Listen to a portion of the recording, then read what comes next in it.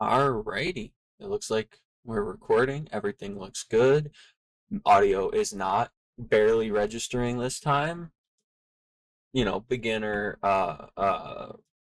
video editing goof up with that last one. Also had the completely wrong date on vlog 2. Nobody said anything. So I'm gonna say that, fake news definitely didn't happen, you know. Uh but for anybody who watched the first one and is coming back to see this one, thank you a whole bunch. This is actually like a week where these vlogs are probably most useful for me personally, because this week like just felt like I didn't get anything done. And then when writing up notes to record this, realized, yo, wait, hold on, actually a lot of stuff got done. So I'm just gonna get right into it. I didn't know what to have up on the screen at the start, so figured, hey, let's just have Hero and his wonderful, excellent, super cool armor. As you can see from here, quite a bit has changed. We have environment art, and for anybody who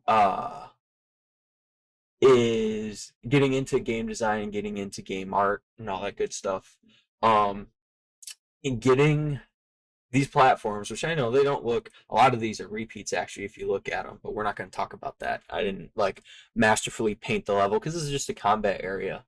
But the getting your perspective and whatnot is a challenge. People who have done game art for a while are probably like, yeah, no shit, Zach.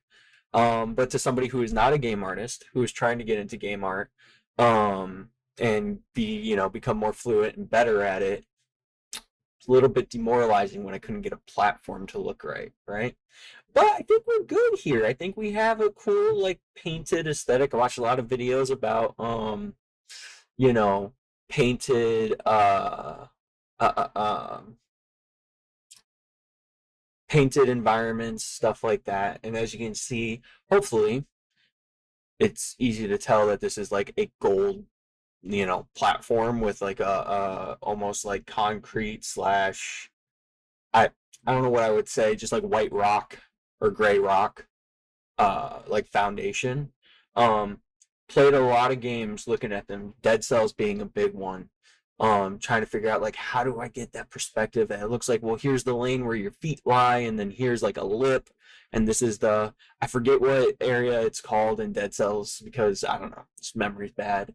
But there's one that looks like very opulent, very royal, and that's kind of the vibe I was trying to go for with the starting area of the game. So when I was like, okay, hey, I need to start making some platforms, um, I knew, starting area of the game, I wanted it to kind of not waste time, right? Because that's something when you're doing indie dev, when you're, sorry, I was holding the stick there for a second, completely distracted me when he started moving very slowly.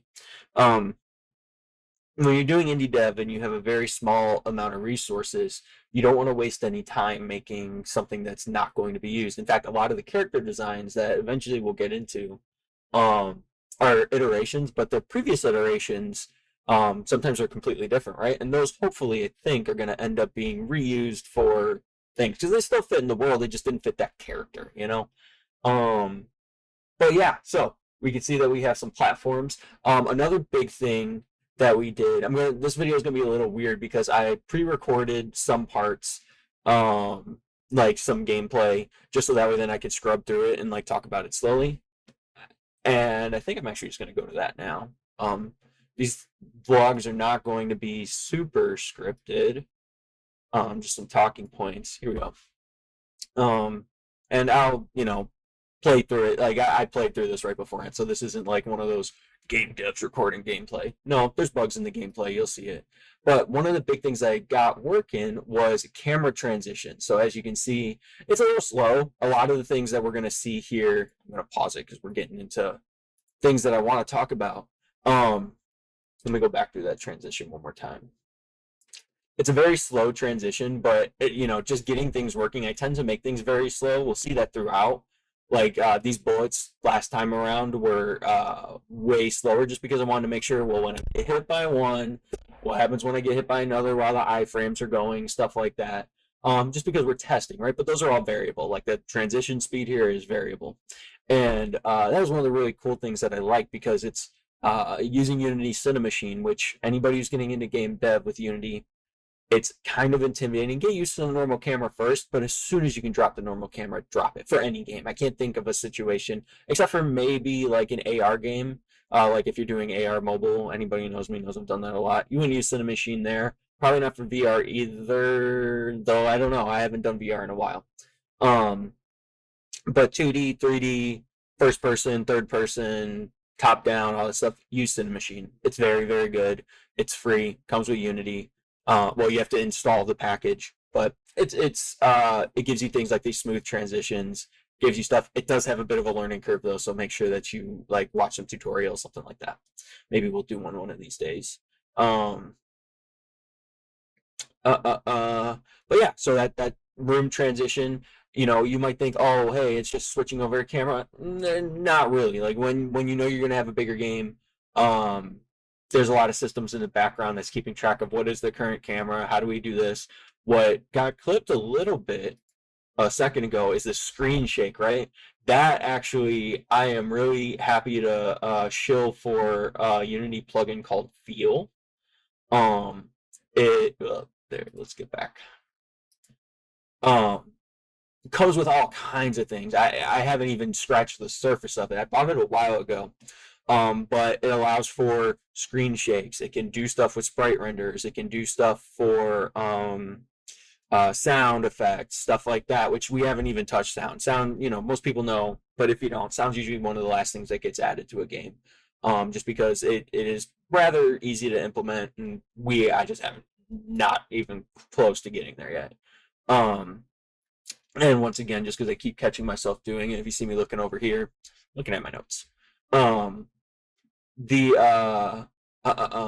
what I'm using it here for though, that Feel plugin, is that screen shake, right? And controller vibration. It has an awesome manager for that. So as I get hit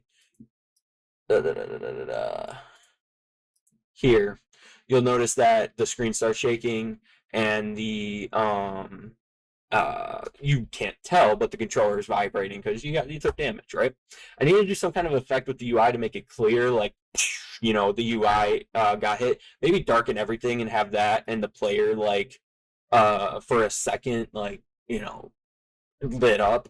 Not sure. If you got any ideas, leave it in the comments because I'm open to anything. I'm going to be asking that a lot throughout these vlogs because I really do want to hear people's feedback on what they're seeing, especially since it's not in a playable state yet. But that was the goal of this week: get it into a playable state. Technically, it is. You can fight this one guy. It's so close to being there where we can. I can have a playable combat demo here.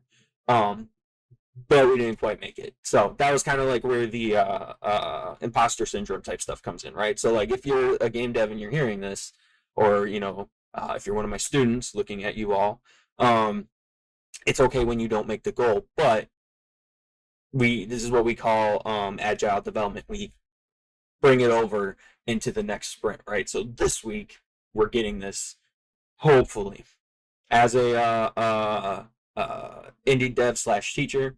It's getting close to August. We'll see. These vlogs might end up being. That's actually something I forgot to say in the last one. Pause. Rewind. The vlogs might end up being every other week, maybe even less as soon as the semester starts, because obviously teacher gets busy then. Summer they'll be more frequent, and development will be more frequent. So what else? Oh, the big thing we talked about.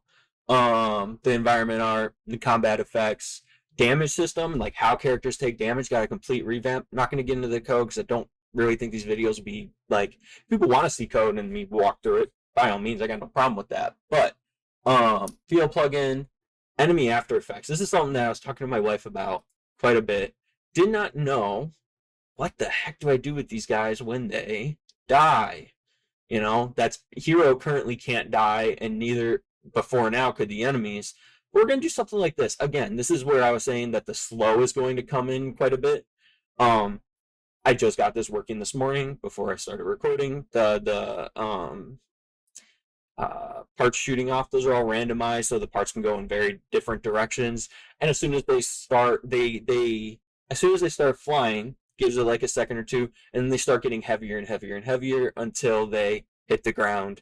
Their drag, like how much they can move, gets heavier or gets multiplied up so that they can't move. And as soon as they stop moving, they start blinking out. Really cool effect. Needs to be sped up. Maybe needs to like have the parts fly everywhere or something like that. Also needs to not just use the parts off the enemy, like they need to look damaged in something. But for the time being, I think it'll be pretty cool. I think that's the route we're gonna go. Also needs like an effect like an explosion or something, but I didn't want to put like a stock image of an explosion in there because that's just me. I personally would rather not have that, have the stock images or the placeholder that look like crap than just know I got to get it in there and start, hashing something out for it. Um, but yeah, so what you saw in the thumbnail is a new character, kind of new. If you read the blog, the very first post I made about this game, I had mentioned that Theos, one of the Trinity, the head of the Trinity, the Godhead of the gods of the Tower, was going to get a visual revamp because I wasn't really happy with the original look, and he did, and I really think it's cool. So this is him. Looks kind of curious. I'm not going to get into much details about his story, his backstory. We'll get there eventually. And he's going to get some more detail still. You can see he doesn't have a whole lot of shading. It's mostly flat colors. There's no shadows or anything like that. But, I never turned this off. Well, that's a good question. This is his weapon, slash like staff. His you could think of when you think of like gods, priests, stuff like that. They usually have that cane or something like that, right? Except his is special. It can project whatever he feels like. So in this case, as you can tell, he's kind of a showman of sorts. He can make his microphone. I'm not too happy with the effect on here. I think it's probably going to be taken up by a shader or material. But this is just to get the point across that this is a hologram. I'm not sure what color palette I like for the weapon more. This is obviously more muted. This is obviously more, I